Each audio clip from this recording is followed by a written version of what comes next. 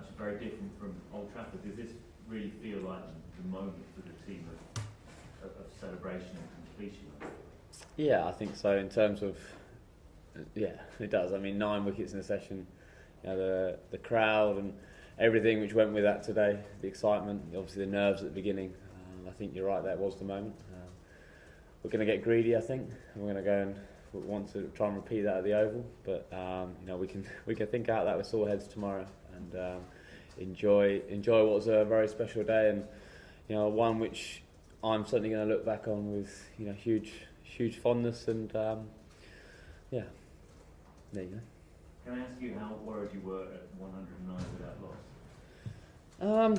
Yeah, I think, you know, you always go out there when you think, oh, I'm going to try and we want a couple of early wickets, put them under some pressure. But fair play to Chris and David. They actually batted very well. If we were totally honest, we probably didn't quite get it right with the ball. But as we know, when you're chasing a lot of runs, like 300 runs in the last innings, you know you just have to keep keep the belief that if you put 2 wickets on the score, it changes things very quickly. And we did keep saying that, and at one stage it was a bit of, you're thinking, is it ever going to happen? But once we got that 1 wicket, and actually it was more the 2nd wicket, and then we had the 2 right-handers in for a bit, and obviously the big man here did his stuff. Stuart, I know you put in sort of match-winning spells for England before, but in the context of, I don't know, back-to-back series, I guess your energy level must have been pretty low, and the significance of this and just the whole occasion. What's the significance of what's happened here for you today? Yeah, I mean, it was a very special afternoon. I mean, we gathered ourselves at tea with Australia having won that session without doubt, and the great thing about this side now, we've got a lot of experience in the changing room, so the guys put their heads together calmly and decided which was our best way forward, and Cookie was very clear about what he wanted the bowlers to do. We needed to make the Aussies play off the front foot a little bit more.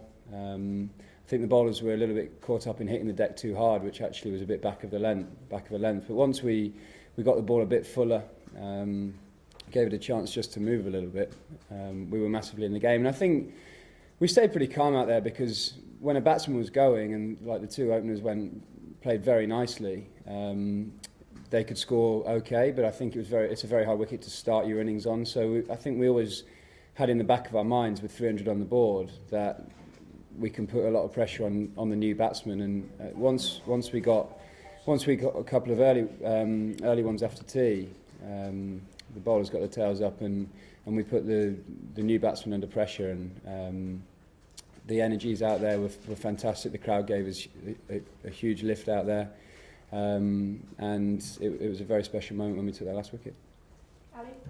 Alistair, you said outside that you couldn't think of any words to describe. Was it justify what Stuart did out there, but have you had a chance to think of any now? No, not really. I've been talking to Straussy, so it's look, it was a fine spell of bowling. That's probably not the right adjective either at all, but you can use your journalistic license to describe it, I'm sure you would, but just knowing as a captain, and knowing how important that session was, if we lost that session, we would have been struggling, and I think Broady knew that, the lads knew that, and he really charged in for us, and when everything clicks, when it's just doing enough, bowling at high 80s with the control that Broady has, it's incredibly hard to bat. And I think I said that in New Zealand in that spell at Lords when he got 7 for there, and it was very similar to that. Obviously, his was probably more important in terms of the situation of the game, and obviously in the Ashes. And words can't justify how good a spell of bowling that was. And I think Broady will obviously recognise the job Tim Bresnan did at the other end. You talk about bowling in partnerships, and it's obviously a bit of a cliche, but that end into the wind wasn't doing that much. But he really built the pressure, not letting any release balls go that end. So huge credit to Brezzy as well. Andy? Stuart used the phrase spice it up a bit on the TV interview. You talked about that needing to bowl with a bit more aggression. Was that part of it as well? I don't know. Obviously, at Clark we went pretty hard at him, and that seemed to work. I think spiced it up in terms of where we wanted to bowl and be totally clear. Actually the pitch behaved a little bit better maybe than what we first thought it would when we saw the new ball get taken this morning with Australia, it seemed to jag a lot and keep a lot low, and quite a few balls kept low, and you know, probably the expectation that we'd do the same, and it didn't do that. So maybe it took us a while to regroup, and then I think, well, actually it's not just about banging the pitch and letting the pitch do it. We had to bowl that full and encourage the drive, and obviously that worked. Stuart, can you just kind of describe what it is like when you get yourself into that sort of momentum? You've done it several times before. Can you kind of, is it a calmness that comes over you? Is it more adrenaline? What is it like?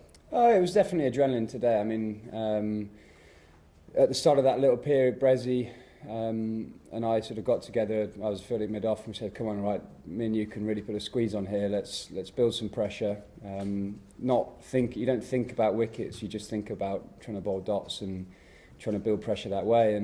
And with that, we created chances. I think we gave a couple too many easy 4 balls in that middle session. And we tried to cut those out. And once we picked up 1 wicket, the crowd really got behind us and started to lift. And I think the team really lifted with that. And it also shows the difference that the ball moving can do. I mean, once we were very strict on the reverse swing with our throws and handling the ball. Once it was reversing, it didn't have to do a lot, but it just brings a little bit of doubt into the batsman. And once you have that doubt, as a bowler, you're in the game.